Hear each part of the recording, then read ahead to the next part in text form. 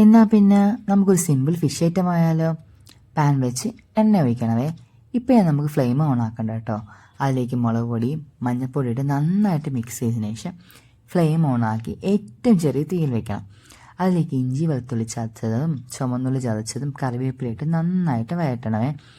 അതൊന്ന് പച്ചമണം മാറി വരുമ്പോഴത്തേക്ക് അതിനാവശ്യത്തിന് ഉപ്പ് ഒഴിച്ച് എണ്ണ തെളിയുന്നവരെ വഴറ്റണം. എണ്ണ തെളിഞ്ഞ് കഴിയുമ്പോഴത്തേക്ക് പുളിവെള്ളം ഒഴിച്ച് ഒന്ന് മിക്സ് ചെയ്ത് നമ്മൾ നേരത്തെ കട്ട് ചെയ്ത് ക്ലീൻ ചെയ്ത് വെച്ചിരുന്ന ഫിഷ് അതിലേക്ക് നിരത്തി കൊടുക്കണം.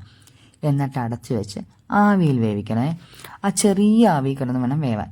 അന്നേരത്തേക്ക് ഫിഷ് പൊടിയാതെ മറിച്ചും തിരിച്ചും ഇട്ട് അതിൻ്റെ അകത്ത് ആ അരപ്പ് ഗ്രേവി മുഴുവൻ അതിൽ പിടിക്കുന്നത് വരെ നമ്മൾ കുക്ക് ചെയ്യണം.